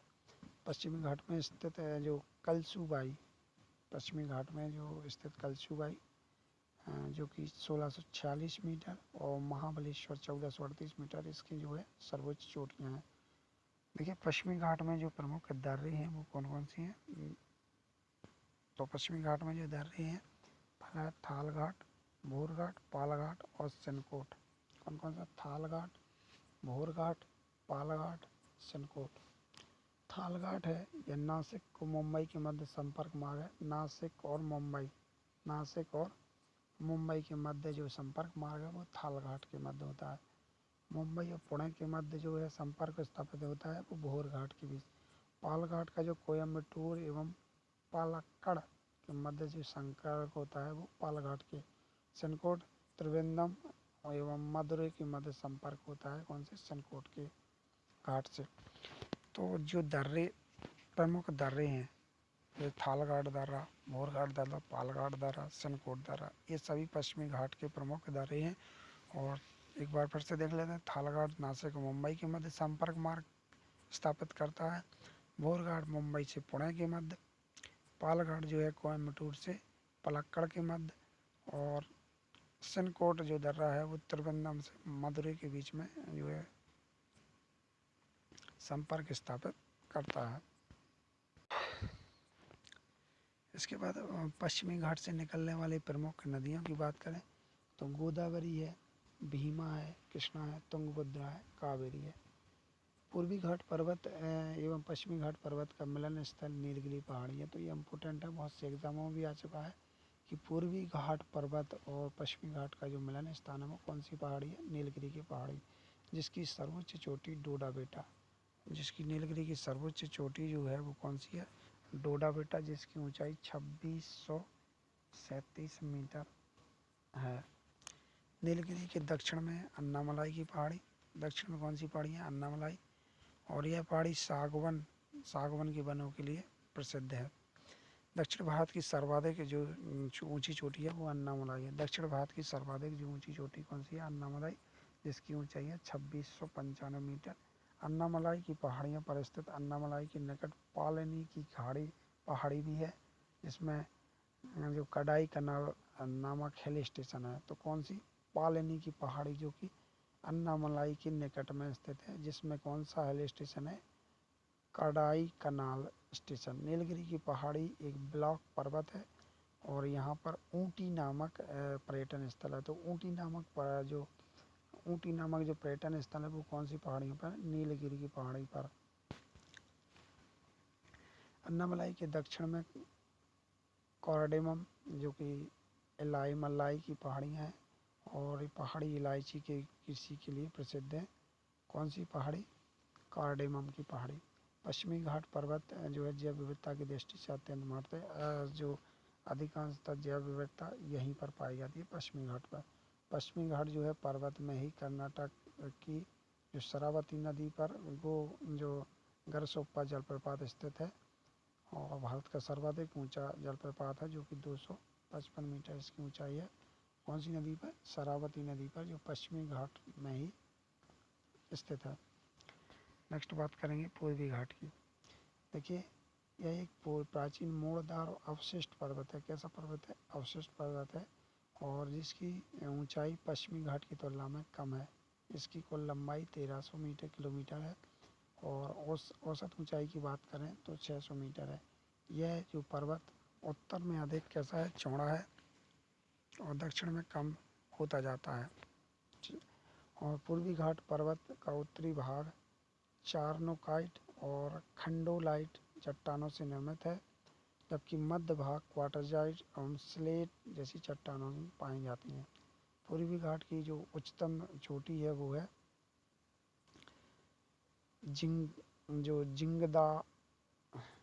जिंदागढ़ा, जो कि 1690 मीटर है, जो आंध्र प्रदेश के विशाखापट्टनम है और ज़िले में स्थित है। और इसकी दूसरी जो सर्वोच्च चोटी है जो महेंद्रगिरी है, जो कि 1501 मीटर है, जो कि कौन से कहाँ स्थित है? उड़ीसा में। पूर्वी घाट पर्वत श्रृंखलाओं की नदियों ने कई स्थानों पर काटा है, जिसके कारण यहाँ पर कई अलग अलग पहाड़ियाँ देखने को मिलती हैं। इसके अंतर्गत आने वाली जवदी शिवराय की पहाड़ियाँ तमिलनाडु राज्य में अवस्थित हैं। पूर्वी घाट पर्वत पर स्थित बिलगिरी एवं मालगिरी की पहाड़ियाँ चंदन एवं सागवन की लकड़ी के लिए प्रसिद्ध हैं। कौन कौन सी पूर्वी घाट पर हैं? ये बिलगिरी, मालगिरी की पहाड़ियाँ, जो कि चंदन एवं सागवन के लिए प्रसिद्ध हैं। इसके बाद हम देखते हैं तटीय मैदान एवं द्वीप समूह। तो कोस्टल प्लेन एवं आइसलैंड के बारे में देखते हैं। देखिए, भारत प्रायद्वीपीय पठार से की पश्चिम से पूर्वी सीमा एवं भारतीय तटीय रेखा के मध्य सक्रिय मैदान को तटीय मैदान कहा जाता है। भारत में अनेक द्वीप पाए जाते हैं। भारत में तटीय मैदान दो भागों में बटे हैं, एक तो है पश्चिमी तटीय मैदान और एक है पूर्वी तटीय मैदान। तो तटीय मैदान है वो दो भागों में बांटा गया है, एक तो पश्चिमी तटीय मैदान यानी जो पश्चिम का एरिया है वो, और एक पूर्व के एरिया है वो। तो पश्चिमी तटीय मैदान में देखिए गुजरात का तटीय मैदान गुजरात आ जाएगा, कोणार्क का तटीय मैदान आ जाएगा कर्नाटक का तटीय मैदान, और केरल या मालाबार का तटीय मैदान आ जाएगा। और पूर्वी तट की बात करें तो जो उड़ीसा है और यानी कि उत्कल का मैदान, आंध्र प्रदेश का मैदान और तमिलनाडु का मैदान। तो पहले बात करते हैं पश्चिमी तटीय मैदान की। तो इसका जो विस्तार है गुजरात से लेकर तमिलनाडु की कन्याकुमारी तक इसका विस्तार हुआ है और इसको 4 भागों में बांटा गया है। पहला बांटा गया है गुजरात का तटीय मैदान। देखिए, गुजरात का तटीय मैदान की बात करें तो यहाँ पर जो नदियाँ हैं, यहाँ पर जो नदियाँ हैं साबरमती, माही और अन्य नदियों के अवसाद के जमाव से इसका निर्माण हुआ है। जो भी नदियाँ हैं जैसे कि साबरमती और माही, इनके जो अवसाद लाती हैं तो ये इनके जमाव के कारण जो निर्माण हुआ है, तो इसका गुजरात का तटीय मैदान का निर्माण हुआ है। और यह गुजरात, दमन दीव और दादर और एवं नगर हवेली तक विस्तृत है। नेक्स्ट है कोडांग का तटीय मैदान। तो देखिए कोडांग का मैदान दमन द्वीप से गोवा तक फैला हुआ है और यह मैदान मुंबई के समीप अधिक कैसा है, चौड़ा है। नेक्स्ट है कर्नाटक का तटीय मैदान। तो कर्नाटक का तटीय मैदान गोवा से मंगलोर तक फैला हुआ है। फिर है केरल और मालाबार का तटीय मैदान। तो ये मंगलोर से कन्याकुमारी तक विस्तृत है और यह जो उत्तर एवं दक्षिण में सकरा किंतु मध्य में विस्तृत है। पश्चिमी तटीय मैदान की नदियाँ छोटी एवं तीव्रगामी है। मलबों की कमी के कारण इस मैदान का विस्तार जो है काफ़ी हुआ है और इस मैदान की चौड़ाई लगभग बात करें तो 10 से 30 किलोमीटर तक है। और पश्चिमी तटीय मैदान की नदियाँ ज्वार नदमुख का निर्माण करती हैं। कैसा करती हैं? ज्वार नदमुख का निर्माण करती हैं। और पश्चिमी तटीय मैदान में नारियल, चावल, सुपारी, केला, मसालों की खेती जो है सर्वाधिक होती है। नेक्स्ट बात करें पूर्वी तटीय मैदान। तो पूर्वी तटीय मैदान 3 भागों में उत्कल, आंध्र प्रदेश और तमिलनाडु। उत्कल देखिए उड़ीसा के तटीय क्षेत्र तथा महानदी का डेल्टा वाला भाग इसके अंतर्गत शामिल है। और प्रसिद्ध जो चिल्का झील है वो इस यहाँ पर अवस्थित है। नेक्स्ट है आंध्र प्रदेश का मैदान। तो यह उत्कल के मैदान की दक्षिणी सीमा बेर सहारपुर से दक्षिण में पुलिकट झील तक क्षेत्र को आंध्र प्रदेश का मैदान कहा जाता है। और पुलिकट झील में ही श्रीहरिकोटा द्वीप है और इस क्षेत्र में ही गोदावरी और कावेरी नदियों के डेल्टा है और यहीं कोल्लेरू झील भी स्थित है। तो आंध्र प्रदेश आंध्र का मैदान हुआ। तमिलनाडु का मैदान की बात करें तो इसमें यह क्षेत्र है जो पुलिकट झील से कन्याकुमारी तक विस्तृत है और इस क्षेत्र में कावेरी के डेल्टा का निर्माण हुआ है और इस मैदान में दक्षिण का भारत का अन्न भंडार कहा जाता है। तो दक्षिण भारत का अन्न भंडार तमिलनाडु के मैदान को, जो कि कावेरी जो नदी है वहाँ पर होता है। यह मैदान स्वर्ण नदी से लेकर कन्याकुमारी तक फैला हुआ है और इस मैदान के लिए समुद्र के निकटवर्ती भाग में बालू के ढेरों की लंबी श्रृंखलाएँ मिलती हैं जिसका निर्माण समुद्री लहरों से हुआ है और इन बालू के ढेरों के कारण ही चिल्का एवं पुलिकट झीलों का निर्माण हुआ है। चिल्का झील उड़ीसा में स्थित है और पुलिकट झील मणिपुर में। पूर्वी तटीय मैदान का विस्तार अधिक होने के साथ ही जो है कृषि की दृष्टि से भी अधिक उपयुक्त होने के कारण पश्चिमी तटीय मैदान तुलना में अधिक जनसंख्या मिलती है। सॉरी, ये पुलिकट झील जो है तमिलनाडु में स्थित है और लोकटक झील जो है मणिपुर में स्थित है। इसके बाद बात करें द्वीप समूह की। तो द्वीप समूह देखिए भारत के पश्चिमी भाग में अरब सागर एवं तथा पूर्वी भाग में पश्चिम बंगाल की खाड़ी बंगाली खाड़ी है। यहाँ पर अनेक द्वीप और बंगाली खाड़ी में द्वीप अरब सागर के द्वीपों से बहुत बड़े हैं। बंगाली खाड़ी में वस्तुतः इसमें इसका कारण अरब सागर के द्वीपों का मूंगे के निक्षेप के निर्मित होना, क्योंकि बंगाल खाड़ी के द्वीपों का समुद्री पर्वतों के जल से बाहर निकले शिखरों से निर्मित होना। देखिए द्वीप समूह जो है बंगाली खाड़ी के द्वीप समूह और अरब सागर के द्वीप समूह। बंगाली की खाड़ी के द्वीप समूह की बात करें तो बंगाली खाड़ी में स्थित द्वीपों में अंडमान एवं निकोबार द्वीप समूह सबसे बड़ा और महत्वपूर्ण द्वीप समूह है और इसके अतिरिक्त अन्य भी गंगा सागर, श्रीहरिकोटा, न्यूमार, हेयर, रामेश्वर और पम्बन प्रमुख ये जो है बंगाली खाड़ी के द्वीप समूह है। अरब अंडमान निकोबार द्वीप समूह की बात करें तो देखिए यह जो द्वीप समूह एक सक्रिय श्रृंखला के रूप में उत्तर से दक्षिण तक फैला हुआ है और यह जो है 6 डिग्री 89 अंश से 13 डिग्री 34 अंश उत्तरी अक्षांशों के मध्य स्थित है और इस द्वीप का समूह का क्षेत्रफल जो है 8,249 वर्ग किलोमीटर। अंडमान निकोबार दो समूह में बटा है। अंडमान के अंतर्गत उत्तरी, मध्य और दक्षिणी 3 समूह शामिल हैं। निकोबार से 10 डिग्री चैनल द्वारा अलग होते हैं। इस द्वीप समूह में 300 से अधिक द्वीप हैं जिनमें लगभग 36 ही आवासित हैं, यानी कि आवासित यानी इनहेबिटेड हैं और ये द्वीप समूह तटीय समुदाय बलित पर्वतों के समुद्र में उभरे हुए भाग हैं। तो देखिए अंडमान निकोबार द्वीप समूह है, यह भी तीन उत्तरी अंडमान, मध्य अंडमान और लास्ट में दक्षिणी अंडमान द्वीप समूह की यह श्रृंखला वास्तव में म्यांमार की आरा कनायोमा श्रृंखला का विस्तार है और जो आगे चलकर सुमात्रा द्वीप से जुड़ जाती है। अंडमान द्वीप की सर्वोच्च चोटी सैडल पीक, जबकि निकोबार द्वीप की सर्वोच्च चोटी लुथियार है। तो ये इम्पोर्टेंट है कि जो अंडमान द्वीप की यानी कि उत्तरी अंडमान जो सैडल पीक है, और जो निकोबार द्वीप समूह की चोटी है वो लुथियार थुलियार है। और पोर्ट ब्लेयर में के उत्तर में स्थित बैरन तथा नारकोंडम द्वीप ज्वालामुखी द्वीप है। जो पोर्ट ब्लेयर में स्थित है बैरन और नारकोंडम द्वीप, ये ज्वालामुखी द्वीप है। भारत का एकमात्र सक्रिय ज्वालामुखी जो है बैरन द्वीप है। कौन सा? बैरन द्वीप। नेक्स्ट है अरब सागर के द्वीप समूह। तो लक्षद्वीप समूह अरब सागर के द्वीप समूह में सबसे महत्वपूर्ण है। इसके अतिरिक्त अन्य द्वीप जैसे वैद नौरा और प्रटान, खड़ियावेट, ऑलियावेट द्वीप और पीरम, हैनर, बूचर, अटनाला, एलिफेंटा और भटकल प्रमुख। लक्षद्वीप द्वीप समूह की बात करें तो लक्षद्वीप जो है प्रवाल द्वीपों का एक समूह है, जिसमें कुछ द्वीपों की संख्या कितनी है? 36 है। कुल द्वीपों की संख्या कितनी है? 36 है। 1973 में लक्काद्वीप या गिनिकॉय या अमीन द्वीपी को मिलाकर लक्षद्वीप जो है नाम दिया गया था, जिसका क्षेत्रफल कितना है? 32 वर्ग किलोमीटर है। और इन द्वीपों का निर्माण वायु के कारण तटीय बालू के रूप में परिवर्तित प्रवाल बालू तथा तरंगों एवं धाराओं की गतिविधियों द्वारा हुआ है। मिनिकॉय द्वीप लक्षद्वीप का सबसे बड़ा द्वीप है। कौन सा द्वीप? मिनिकॉय द्वीप। जो मिनिकॉय द्वीप है ये जो है लक्षद्वीप का सबसे बड़ा द्वीप है, और यह 9 डिग्री चैनल मिनिकॉय को लक्षद्वीप अन्य द्वीपों से अलग करता है, और 8 डिग्री चैनल लक्षद्वीप को मालदीव से अलग करता है।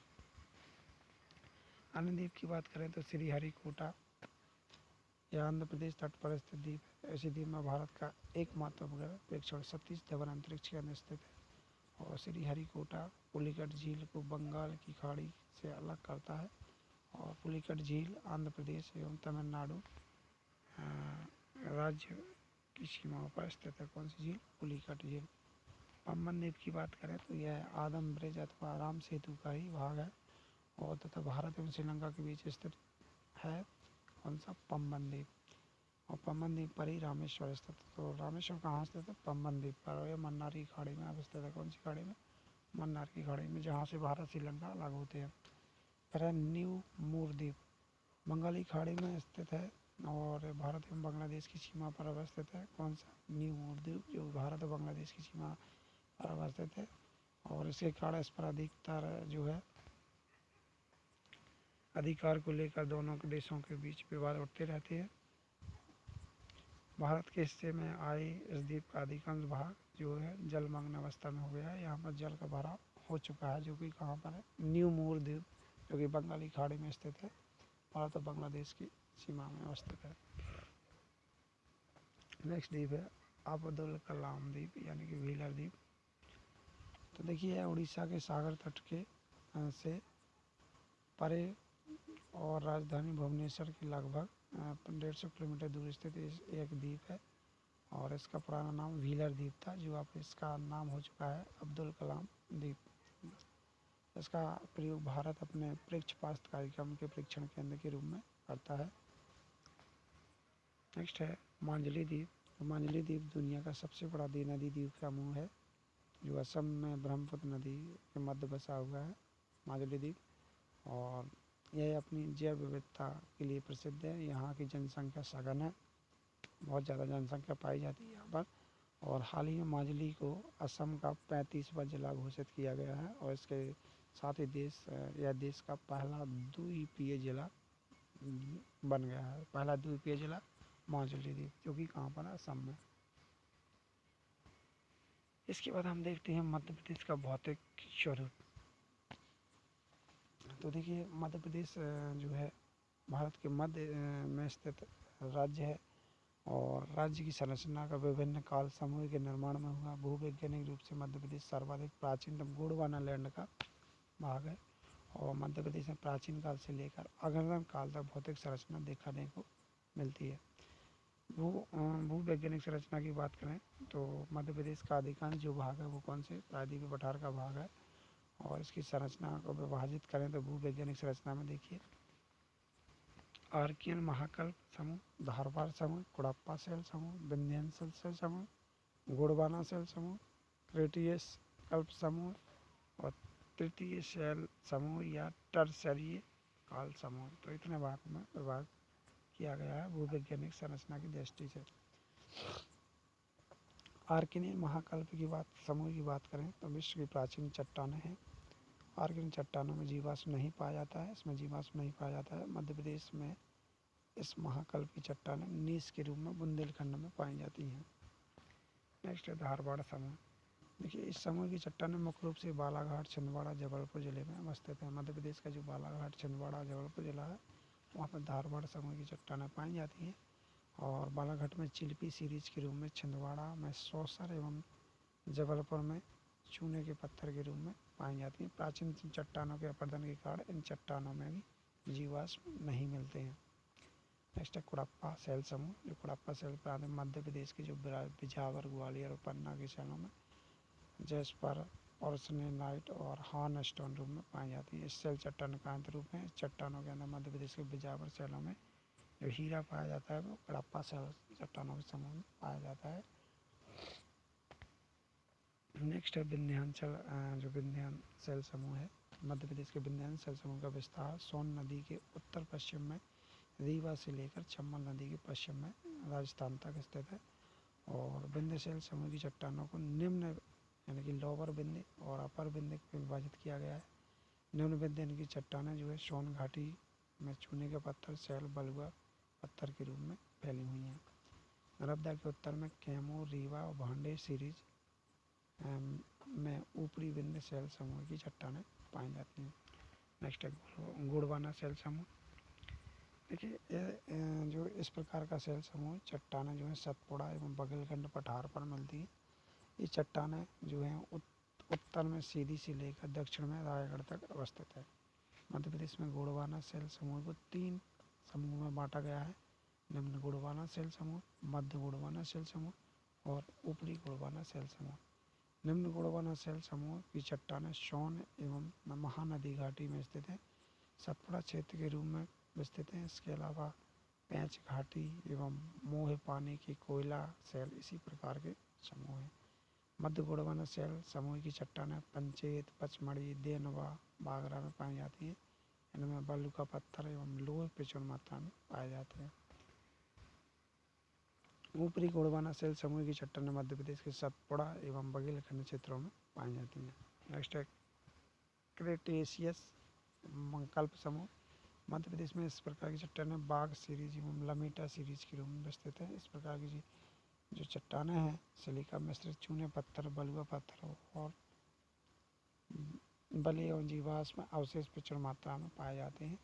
और जो क्रेटियस काल में मध्य प्रदेश के जबलपुर एवं रायसेन जिले सिद्ध घाट से डायनासोर के अवशेष प्राप्त हुए हैं। तृतीय शैल या टर्शरी काल की बात करें तो यह दक्षिण पूर्वी जो मध्य प्रदेश है वहाँ पर अवस्थित है। और नर्मदा सोन घाटी का निर्माण हुआ है तो वो इसी में हुआ है, टर्शरी समूह। इसके बाद बात करें तो प्राकृतिक प्रदेश की, तो नेचुरल रीजन मध्य प्रदेश भारत के विशाल राज्यों में से एक राज्य है और इसको 3 बृहद प्राकृतिक प्रदेशों में बांटा गया है। फर्स्ट है मध्य उत्तर प्रदेश, दूसरा है सतपुड़ा मैकल श्रेणी और तीसरा है पूर्वी पठार या बघेलखंड का पठारी भाग। और देखिए जो मध्य प्रदेश है वो मध्य भारत का पठार, बुंदेलखंड का पठार, रीवा पन्ना का पठार, मालवा का पठार और नर्मदा सोन घाटी, ये जो आते हैं ये सभी कौन से पठार में ये मध्य उत्तर प्रदेश में आते हैं। सतपुड़ा मैकल श्रेणी प्रदेश में आएंगे जो पश्चिमी सतपुड़ा है, राजपीपला श्रेणी और पूर्वी सतपुड़ा श्रेणी और मैकल श्रेणी भी इसी में आ जाता है, सतपुड़ा मैकल श्रेणी में। तृतीय है पूर्वी पठार या बघेलखंड का पठारी भाग। तो हम इनको बारी बारी से इनको डिस्कस करेंगे। पहली बात करते हैं मध्य उत्तर प्रदेश की। देखिए मध्य उत्तर प्रदेश की बात करें तो नर्मदा सोन नदी घाटियों एवं अरावली श्रेणियों के बीच त्रिभुजाकार क्षेत्र को मध्य उत्तर प्रदेश के नाम से जाना जाता है। कौन कौन सी? नर्मदा, सोन और अरावली श्रेणियों के बीच एक त्रिभुजाकार क्षेत्र है जिसे हम मध्य उत्तर प्रदेश के नाम से जाना जाता है। उत्तरी सीमा में यमुना नदी द्वारा बनाई गई है जो यह एक प्रतापी कगार है। जो उत्तरी सीमा मध्य प्रदेश उत्तर प्रदेश की है वो किसके द्वारा, यमुना नदी द्वारा बनाई। विंध्याचल, भांडेर, कैमूर, सिणिया इस प्रदेश का भाग है जो नर्मदा सोन नदी पेटी के उत्तर में स्थित है। ठीक है।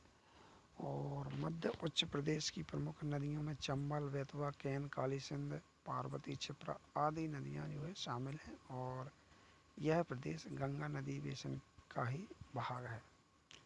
नेक्स्ट बात करेंगे मध्य भारत का पठार।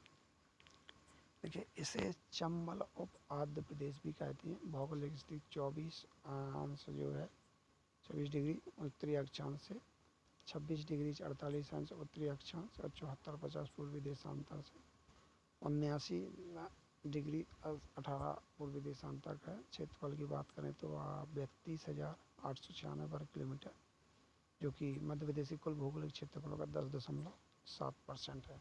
औसत वर्षा की बात करें तो 75 सेंटीमीटर से कम यहाँ पर होती है और सबसे कम वर्षा जो है 55 सेंटीमीटर कहाँ पर होती है, जो होती है भिंड में। जनसंख्या घनत्व की बात करें तो 125 से 200 प्रति वर्ग किलोमीटर है और यह पठार मध्य प्रदेश के उत्तरी पश्चिमी भाग में स्थित है। यह राजस्थान और उत्तर प्रदेश से सटा हुआ है। चंबल घाटी यहीं स्थित है। इस प्रदेश की नदियों की बात कर लेते हैं। चंबल, काली सिंध, पार्वती, कुंवारी, कुनू आदि हैं। यह अर्धशुष्क जलवायु और बिलल जो वनस्पति क्षेत्र पाए जाते हैं यहाँ पर। इसके अंतर्गत जिले देखें तो मध्य प्रदेश के आते हैं भिंड, मुरैना, श्योपुर, ग्वालियर, गुना, शिवपुरी, नीमच, मंदसौर। और यह जो है जलोढ़ मिट्टी से आच्छादित है। इसे प्रमुखतः गेहूँ, तिली, सरसों आदि की फसलें उगाई जाती हैं। और शिवपुरी में खैर से कत्था बनाने का कारखाना है, तो ये इम्पोर्टेंट है यहाँ पर कि खैर से कत्था बनाने का कारखाना कहाँ पर है, शिवपुरी है। नीमच में अल्कलाइड चीनी जो मिल है और सीमेंट उद्योग स्थित है। और इस पठारी क्षेत्र में सहारिया जनजाति निवास करती है। कौन सी जनजाति है, सहारिया। नेक्स्ट देखते हैं बुंदेलखंड का। तो स्थिति जरूरी नहीं है। क्षेत्रफल 23,733, औसत वर्षा 75 से 100 सेंटीमीटर लगभग। और यह मध्य में स्थित है, मतलब मध्य प्रदेश के मध्य में है। इस पठार के अंतर्गत मध्य प्रदेश के जो ज़िले आते हैं छतरपुर, गंगोड़ा, दतिया, शिवपुरी, ग्वालियर और भिंड ज़िले आते हैं। और इसका जो निर्माण हुआ है वो प्री कैम्ब्रियन युग में हुआ है। और यहाँ पर प्राचीनतम कठोर अग्नि चट्टानें पाई जाती हैं जिनमें जो ग्रेनाइट, नीस और शिष्ट प्रमुख है। इसकी नदियों की बात करें तो बेतवा, सिंध, कैन, धसान, पहुँच आदि जो नदियाँ यहाँ पर पाई जाती हैं। सर्वोच्च चोटी की बात करें तो सिद्ध बाबा यहाँ की सर्वोच्च चोटी है जिसकी ऊंचाई है 1172। नेक्स्ट है यहाँ पर जो मिट्टी पाई जाती है बलुई मिट्टी, काली मिट्टी और लाल मिट्टी पाई जाती है। और यहाँ पर जो उष्णकटिबंधीय शुष्क पतझड़ वन पाए जाते हैं। कैसे पाए जाते हैं, उष्णकटिबंधीय शुष्क पतझड़ वन पाए जाते हैं और जिनमें तेंदुपत्ता जो कि छतरपुर विशेष रूप से प्राप्त होता है और कृषि और पशुपालन के लिए मुख्य व्यवसाय है। नेक्स्ट रीवा पन्ना का पठार, यह बिंद कंगारी प्रदेश है। और क्षेत्रफल की बात करें तो 31,954 वर्ग किलोमीटर, औसत वार्षिक 125 सेंटीमीटर हो जाती है। उत्तर से पूर्व में फैला हुआ है और ऊंचाई 300 से 350 मीटर। नदियों की बात करें तो टॉन्स, कैन, सोनार, ब्यारमा और बीहड़ नदियाँ यहाँ पर प्रवाहित होती हैं। चचाई जलप्रपात जो बीहड़ नदी पर बनाया गया है रीवा में, यहाँ बलुई मिट्टी पाई जाती है, साथ ही साथ लाल एवं पीली मिट्टी भी मिलती है। इस क्षेत्र के पूर्वी भाग में चावल की कृषि की जाती है। और पन्ना में हीरा उत्खनन, रीवा से कत्था बनाने का उद्योग और सतना से सीमेंट उद्योग इसी क्षेत्र में स्थित है। ज़िले की बात करें तो रीवा, पन्ना, सतना, सागर ज़िले यहीं पर पड़ते हैं। नेक्स्ट है मालवा, औसत ऊंचाई वार्षिक वर्षा 75 से 100 सेंटीमीटर। इसमें देखिए मालवा के पठान रतलाम, झाबुआ, अलीराजपुर, धार, उज्जैन, सीहोर, पश्चिमी मध्य प्रदेश है वो सभी ज़िले इसमें आते हैं। औसत ऊंचाई की बात करें 500 किलोमीटर है और इसकी सबसे ऊंची सिंगार चोटी है जो 881 मीटर मालवा की चोटी है। मालवा के पठार की सिंगार चोटी। इस प्रदेश में क्रेटियस युग में लावा से निर्मित काली मिट्टी का विस्तार जिसमें कपास की फसल उगाई जाती है। नदियों की बात करें तो काली सिंध, पार्वती, बेतवा, माही और क्षिप्रा नदी है। नेक्स्ट बात करते हैं सोन घाटी, नर्मदा सोन घाटी। यह एक बृहद एवं सक्रिय घाटी है जो पश्चिम से उत्तर पूर्व तक विस्तृत है और मध्य प्रदेश का सबसे नीचा भाग है। भौगोलिक स्थिति 22-30 उत्तरी अक्षांश से 23-45 उत्तरी अक्षांश और 74 पूर्वी देशांतर से 81-30 पूर्वी देशांतर के मध्य और लगभग 86,000 वर्ग किलोमीटर यहाँ जो क्षेत्रफल कवर करती है। वर्षा की बात करें 125 सेंटीमीटर और नर्मदा की कुल लंबाई 1312 किलोमीटर है। मध्य प्रदेश में 1077 किलोमीटर बहती है। सहायक नदियों की बात करें तो बरना, शेर, नर्मदा की जो सहायक नदियाँ हैं बरना, शेर, हिरन, चंद्रकेसर, हथनी, शक्करतावा आदि हैं। सोन नदी अमरकंटक से निकलकर बगेलखंड पठार पर बहती हुई बिहार में गंगा नदी में मिल जाती है। तो सोन नदी जो है कहाँ से निकलती है? अमरकंटक से, और ये बिहार में कौन सी नदी में? गंगा नदी में मिल जाती है। इसकी सहायक नदियाँ जोहिला और गोपद प्रमुख हैं। सोन नदी की घाटी में चूने के पत्थर, फायर क्ले, गेरू, संगमर, मैंगनीज आदि खनिज पाए जाते हैं। नेक्स्ट है सतपुड़ा महाकाल श्रेणी। तो मध्य प्रदेश का सर्वाधिक वर्षा वाला जो स्थान है पचमढ़ी 192 सेंटीमीटर, लगभग 199-200 सेंटीमीटर यहाँ होती है। और सतपुड़ा महाकाल श्रेणी को 3 भागों में विभाजित किया गया है। नंबर पहला है पश्चिमी सतपुड़ा श्रेणी, जिसे राजपीपला पहाड़ी कहती है, और ये जो है गुजरात तथा मध्य प्रदेश के पश्चिम भाग बुरहानपुर दर्रे तक जाती हैं। और यहाँ से कौन सी नदी है? ताप्ती नदी निकलती है। राजपीपला की पहाड़ियाँ, अरावली पहाड़ियाँ, बड़वानी पहाड़ियाँ, बीजागढ़ एवं असीरगढ़ पहाड़ियाँ इसी क्षेत्र में स्थित हैं। पूर्वी सतपुड़ा की बात करें तो बुरहानपुर दर्रे के पूर्वी सतपुड़ा स्थित है। जो बुरहानपुर दर्रा है उसके पूरब में यहाँ जो है महादेव पर्वत पर स्थित धूपगढ़, कौन सी? धूपगढ़ 1350 मीटर सर्वोच्च शिखर है। और इस श्रेणी में ग्वालीगढ़ श्रेणी, बैतूल, छिंदवाड़ा के पठार में सम्मिलित है। नेक्स्ट है मैकाल श्रेणी। तो मैकाल श्रेणी जो मध्य प्रदेश के पूर्वी भाग में स्थित अर्धचंद्राकार स्वरूप विस्तृत श्रेणी है। और यहाँ पर जो है अमरकंटक क्षेत्र में नर्मदा, सोन, जोहिला नदियों का उद्गम होता है और लैटेराइट मिट्टी पाई जाती है। नेक्स्ट है पूर्वी बघेलखंड, पूर्वी पठार या बघेलखंड का पठारी भाग। इसका विस्तार जो है मध्य प्रदेश और छत्तीसगढ़ राज्यों में है। जिले की बात करें तो कटनी, अनूपपुर, जो सिंगरौली, सीधी और शहडोल तक विस्तृत है। यहाँ का खनिज कोयला है और मध्य प्रदेश के शहडोल, सीधी, सिंगरौली जिलों में पाया जाता है। यहाँ की नदियों की बात करें तो सोन और जोहिला नदी है, बहती है। फसल की बात करें तो चावल है। अब देखते हैं मध्य प्रदेश के प्रमुख पर्वत। देखिए मध्य प्रदेश का अधिकांश भाग पठारी है, परंतु इस प्रदेश के कुछ पर्वत भी पाए जाते हैं। पहले बात है अरावली पर्वत, सबसे पुराने। इसकी जो विशेषताएं हैं, पहले हम देखेंगे पर्वत श्रेणी और उसकी विशेषताएं क्या क्या हैं। अरावली पर्वत श्रेणी सबसे पुरानी श्रृंखला मालवा पठार के उत्तर पश्चिम क्षेत्र में स्थित है। विंध्याचल पर्वत नर्मदा नदी के उत्तर में पूर्व से पश्चिम की ओर स्थित है। औसत ऊंचाई की बात करें तो 457 मीटर है। ऊंची चोटी अमरकंटक है। सबसे ऊंची चोटी कौन सी है? अमरकंटक है विंध्याचल की। और इस पर्वत का निर्माण क्वार्टज और बलुआ पत्थरों से हुआ है। और इस पर्वत से नर्मदा, सोन और बेतवा नदी निकलती है। नेक्स्ट सतपुड़ा। नर्मदा नदी के दक्षिण विंध्याचल पर्वत समांतर 1120 किलोमीटर लंबा विस्तृत है। तो ये अगर नर्मदा नदी जा रही तो ऊपर विंध्याचल और नीचे सतपुड़ा श्रेणी है। सबसे ऊंची चोटी सामान्यतः धूपगढ़ महादेव में पाई जाती है।